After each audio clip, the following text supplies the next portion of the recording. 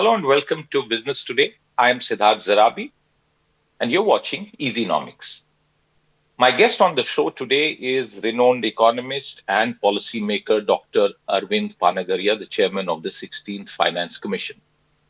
Dr. Panagariya has in his latest book, The Nehru Development Model, focused the spotlight on the Nehruvian era, policy making, especially economic policy making, and given us lots of pointers to think about the future of what India's economic model should be as we aspire towards higher growth and lifting all Indians out of poverty. Morning, Dr. Panagariya. Thank you very much for joining in and compliments for this latest book, which provides insights that are very difficult to find. And your painstaking research has sort of compiled the entire Nehruvian era in economic policy making for the benefit of readers. And I want to begin by coming straight to the question, as I see it, the central point that seems to emerge from a quick reading of the book. What remains to be dismantled of the Nehruvian era when it comes to economic policy making and the model for India? Uh, Thank you, Siddharth, for having me. It's a real pleasure, as always, to be with you. Now, a lot of what Nehru did has been dismantled, meaning that it was investment licensing, import licensing. Those were the two major, and foreign exchange control. Those three were the kind of pillars of what Nehru had done. Um, those three have been largely dismantled.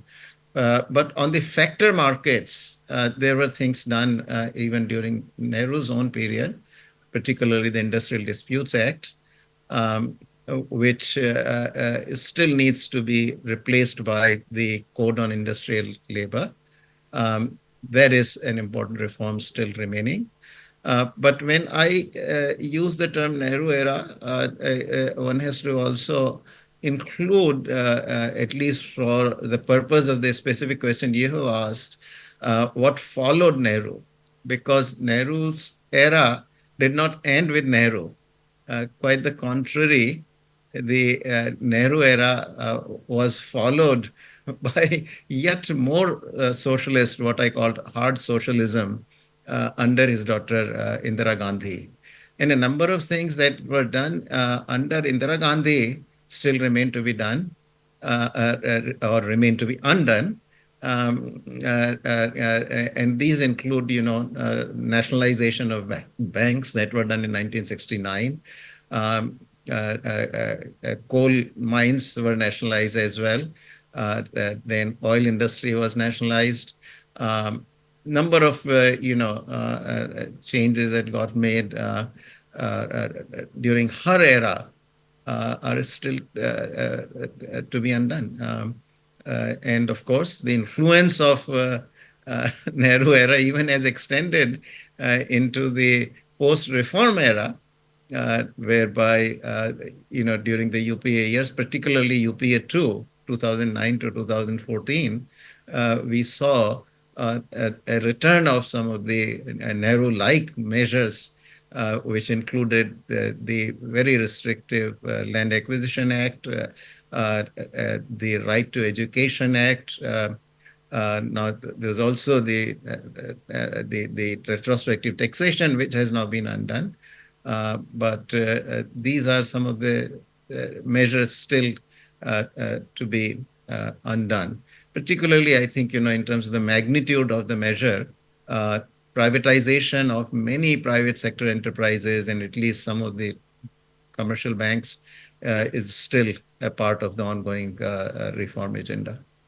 You're absolutely right, Dr. Panagariya, because when I was going through the book, one of the uh, points that you have made uh, comes out absolutely in stark focus, and where you refer to nationalization, which was clearly a disaster in your words, yet it turned Indira Gandhi into a hero.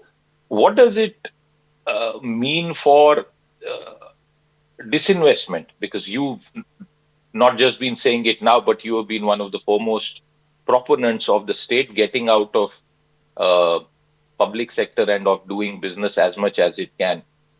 What does it mean now in the current sort of economic political environment? So, if anything, the state's responsibilities have only increased because with more revenues coming in, evidently the scope of what the state has to do, state should do, expands.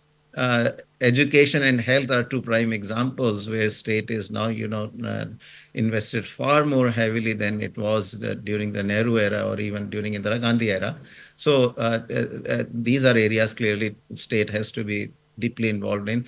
Defense, there again, one would like to see much larger expenditures going to defense than financial constraints have allowed so far. Uh, uh, uh, uh, so, uh, uh, uh, uh, it is from that perspective that in some ways one can argue that now for the states to really come out of what it calls the non-strategic sectors is yet more important. Um, you see, this government, the Prime Minister Modi's government has already stated its official public enterprise policy under which it has identified four strategic sectors. And that policy says that, outside of these four strategic sectors, the state will relinquish production activity. Now that process has been a bit slow. Some privatization has happened. We saw Air India, of course, was the most prominent privatization that happened. Then there was a major steel plant, Neelanchal, which was also privatized. But that process needs to really gather yet more steam. And it also has to extend actually to the states. In my current position, as we go around and we also study the states in great detail, the process of disinvestment in the states has not even begun almost anywhere. So that I think is clearly something that we need to return to. The process has, process has been underway, but in the third term of the prime minister, we need to reinvigorate that effort. Dr. Panagariya, you were perhaps amongst the very first people, way back in 1994, you wrote about how India was the new tiger on the block, and that 6 to 7% growth cannot be ruled out. We have, in fact, in between achieved much more than that. So, therefore, the central question, do you see all elements being in place to break away fully and finally from that era of socialist economic policies where the shadow still exists and take off in a newer direction at a newer rate of growth? I'm afraid, this is a gradual process in a democratic system. The changing of minds is a very slow process. The natural flow is stacked against you for the reason that there exists what I call in the book inheritance of ideas. That newer politicians inherit ideas from the old ones, newer bureaucrats inherit ideas from the old bureaucrats, and particularly the intellectuals. If you look at what we teach in our universities and colleges, that has evolved much more slowly. It is in the nature of things, a generation of teachers comes in and is there for 30 years or more. And so this generational change is difficult. So we have made a lot of progress. There is absolutely no doubt. When 1994, I talked about a new tiger on the block and said 5 to 7% growth. At that time, we were all on the defensive, talking even about growth because growth was not seen as something. Redistribution was seen as the as what we needed. So politically, I think it was only under Prime Minister Atal Bihari Vajpayee that a prime minister, from the ramparts of Red Fort said that we need a double-digit growth to combat India's poverty. So that took time, but now clearly today we assess every government by its delivery on growth, and even the quarterly numbers on growth either disturb us or give us send us into euphoria, depending on which way those numbers are. So I think we have made a lot of progress, but by no means conquered the influence of the Nehru era. I think that's going to remain work in progress. There is always going to be resurgent come back. And if you look, for example, the current rhetoric from the leader of opposition and Congress party, that's clearly very much in the direction of preservation and perhaps even further expansion of what a socialist set of policies would do. And at the state level, we are seeing, a huge resurgence of giveaways, what is called freebies. There is almost in every election, there is no competition among parties to bring in more and more programs of giveaways. And that, of course, ultimately impacts the capital expenditure. The state level capital expenditure has certainly been impacted by by the promises of these giveaways on which the governments are now making good once they get elected. And since both sides are now making these promises, we see their expansion. No matter which party wins in the end or which side wins, in the end we do see these giveaways being added on to what already exists. Dr. Panagariya, this point that you raised, the prescription of cash through social programs and giveaways, is this a concern for our long-term development? Because parallelly, we are also seeing a public outcry of sorts on certain elements of taxation, our goods and services tax, perhaps still work in progress when it comes to simplicity. That is the inherent nature of it. But indirect taxes are regressive. All of this spending, Dr. Panagariya, hinges on higher tax revenues, non-tax revenues. Is this becoming a concern for long-term fiscal health? And what can be done to correct course? Yes, there is some concern because if you look at the state level, you certainly see the impact beginning to happen on capital expenditures. And that I think is largely the worry. Um, I'm personally not against cash transfers. Frankly, I was among the very early ones, at least going far back to my first book, the India, the Emerging Giant. I had pitched in a number of places actually, whether it was for health or for education, or for simply, food, etc. I had very much in that book advocated that cash transfers are a much better way to go about it. So, in the race for cash versus kind transfers, I've always leaned in favor of cash transfers. Um, what is different now in these programs is that these are not targeted transfers. We are identifying very, very large groups, all women, for example, and that is uh, fiscally more demanding. Even when you do 1,000 rupees per month per person of transfer, if it is all women, then it is a very large transfer, and eventually I think if we can once we have acquired GDP in the range of 8 to 10 trillion dollars, then by all means we can actually sustain, we can afford those transfers. But at today's time, uh, capital expenditure is the need of the hour, and that I think is where my worry kind of exists.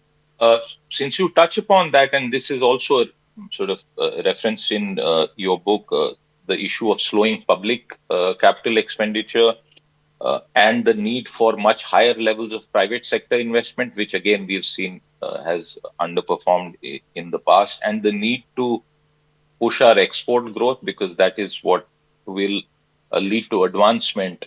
Uh, I want you to comment about the contemporary situation, particularly from an international trade order that seems to be evolving and will come up post January, some challenges.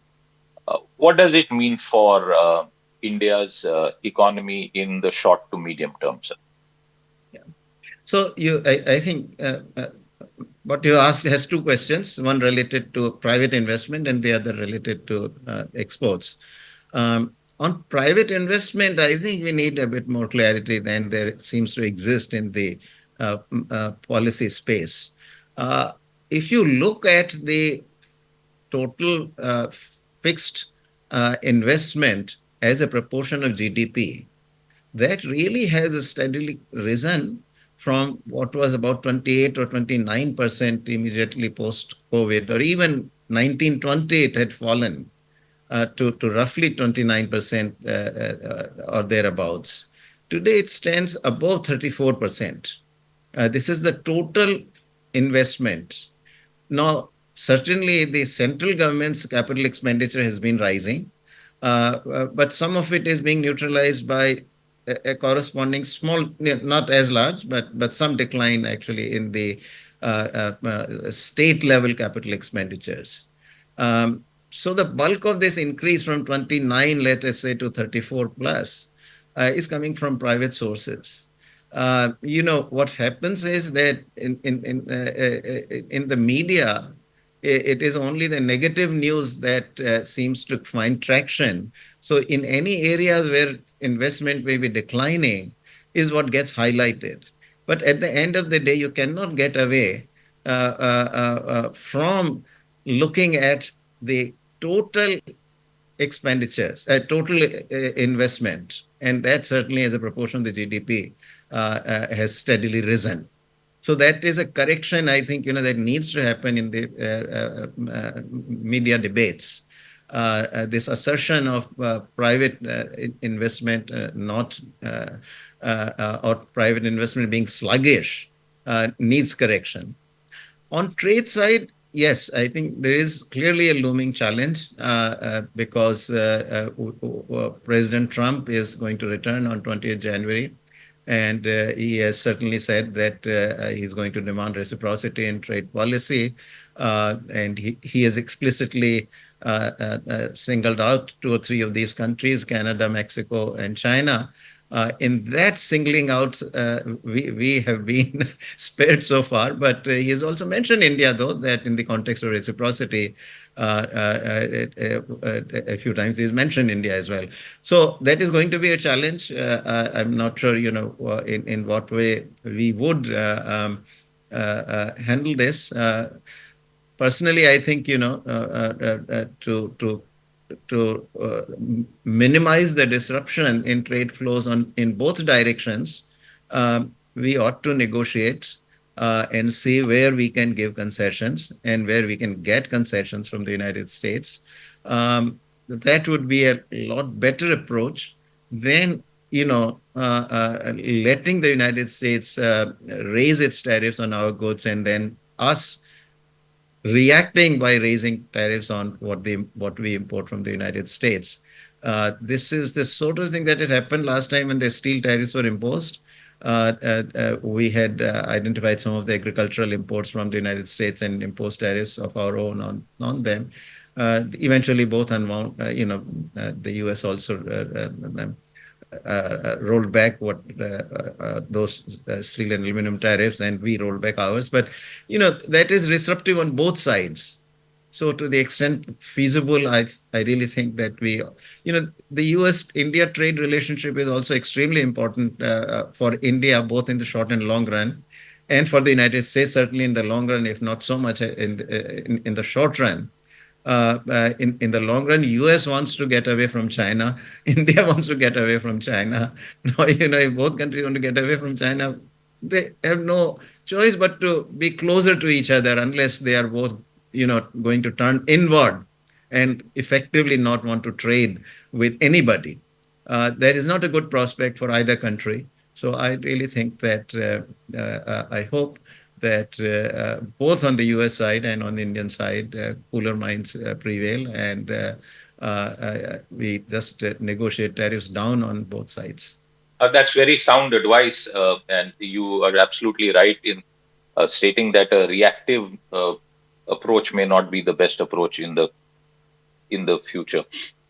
Since your book also spends a lot of time on explaining to viewers and readers about how we have moved from primarily a inward looking economy with lots of controls to, as you describe it, into a primarily outward oriented market economy.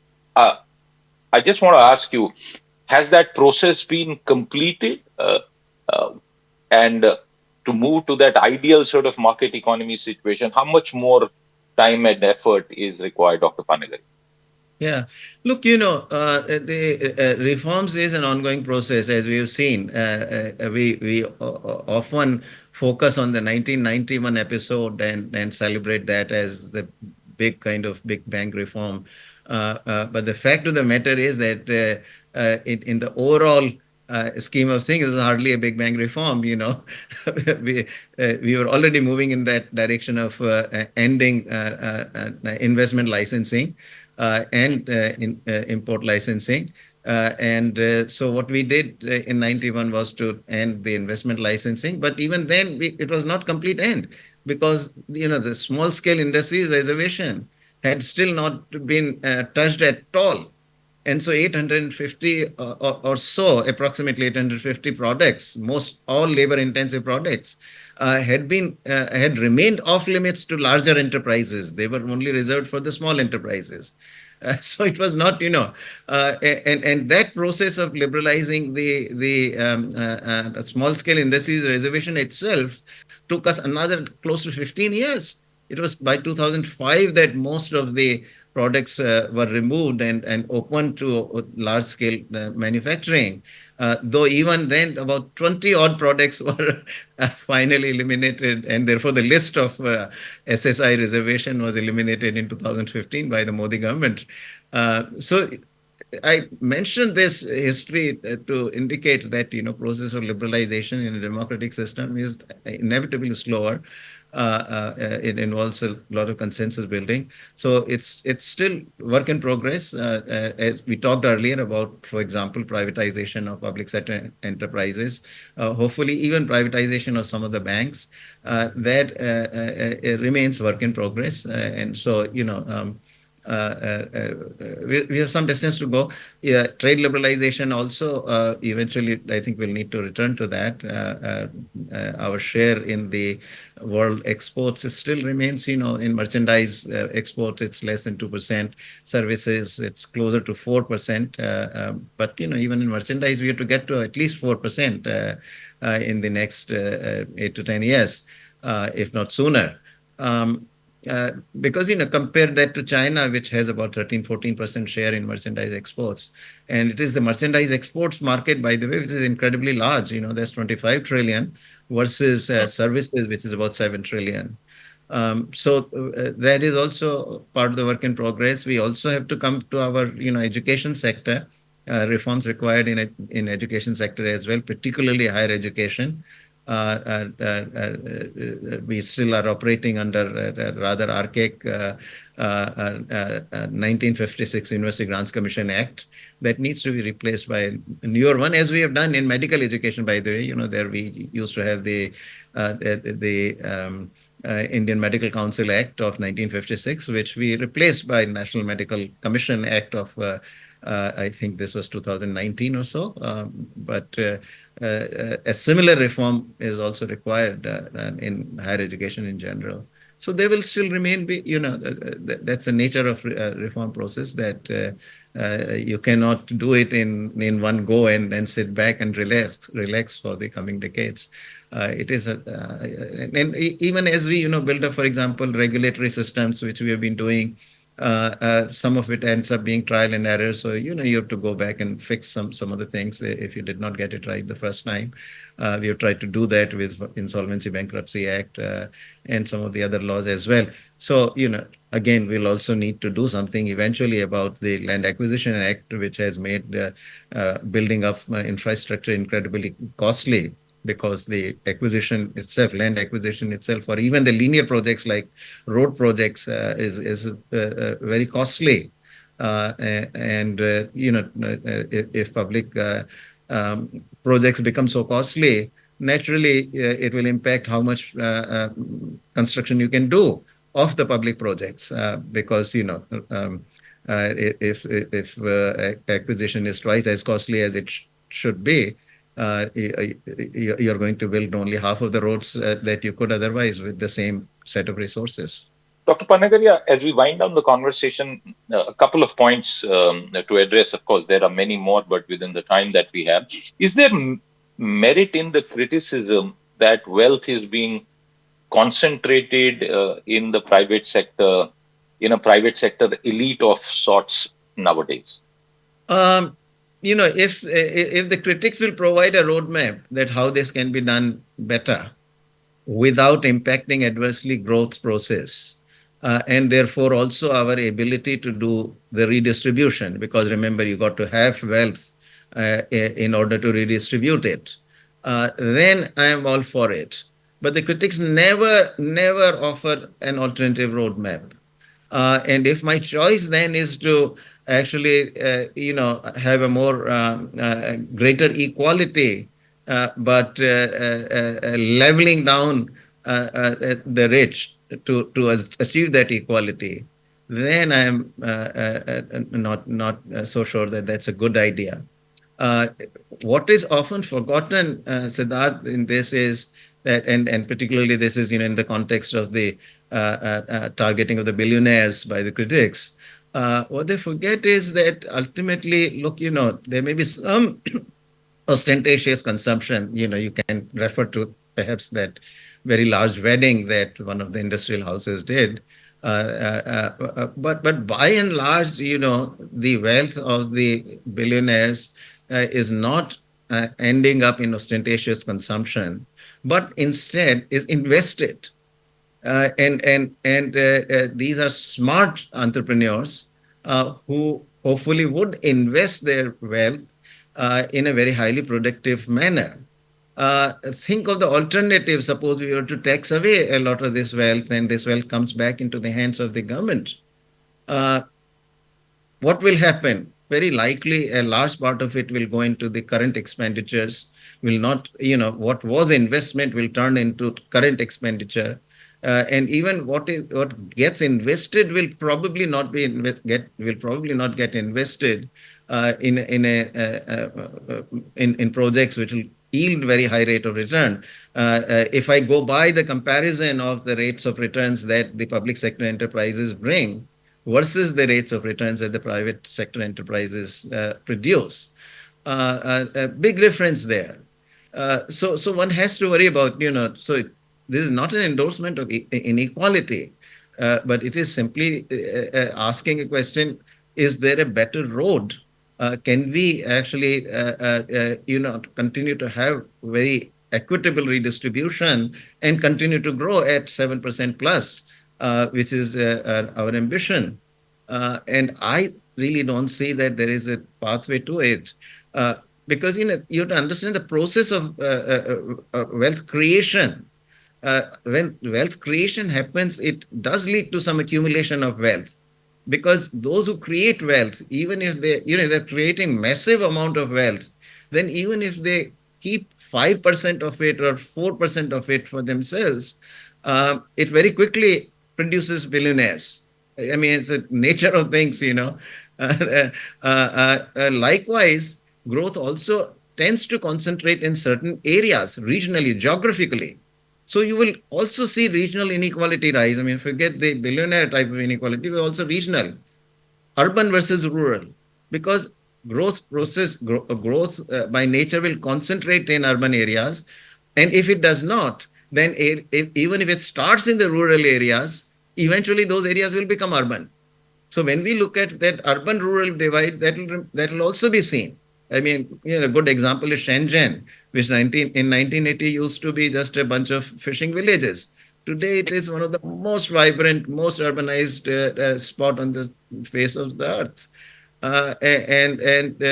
So you would say, well, inequality, but a lot of people who are in Shenzhen today probably migrated from rural areas. So they shared in that prosperity. So this is the way I look at inequality. I mean, as long as this inequality is also accompanied by lifting up everybody up, and particularly those bottom 30%, then it becomes a little more acceptable. Then the alternative of leaving everybody poor. I mean, look, we had 4 or 5 decades when we hardly made any dent in poverty, and we did not grow. And of course, at that time, we did not have any billionaires. Sometimes I even ask the people, the critics, that, well, would you advise us sending all our billionaires to the United States? Let them migrate to the United States. We'll become much more equal. And the moment you say that, no, no, no, we don't want that. So there is a bit of a confusion, in that thinking there. Absolutely. And while tax policy also has a role to play, clearly in the immediate term, Dr. Panagariya, and one final quick comment from you on this. How significant do you see is the responsibility on the GST Council to address some of the pending anomalies, particularly at a time when the revenue concerns persist for both states and the center, yet for certain issues, for example, GST on health insurance, that a decision on that keeps getting pushed while revenue mobilization decisions get front loaded. Do you think that the GST Council has a very, very important role to play to address some of the tax related issues, given the regressive nature of indirect taxes in the short to medium term? So there are two issues here I would address. One is that my general kind of approach is, this is my general thinking, which may be a bit out of sync with most others, that, I wish we would not use the tax policy as an instrument of promoting equality. Now, income taxation, fine, progressive taxation is, well, that's well accepted, and that has a long history and all. But indirect taxation is a little different. Um, and I lean very heavily on expenditure policy to do the job of income redistribution. Because make your taxation efficient, so that the production activity is facilitated by a transparent, efficient taxation, and get the revenues and do the redistribution, which we are doing on fairly substantial scale now. So I would move away personally. It's a difficult political ask, but personally, as an economist, I would move away from making indirect taxation an instrument of income distribution. So that's my first point. The second on GST really is that this was a very, very difficult reform. You really had to do multiple amendments to the constitution, bring in all the states on board, and it was a miracle that it actually happened. Big part of that reform, which is in place, is the fact that there is only one tax on any given product. I think that is the most important dimension of the GST.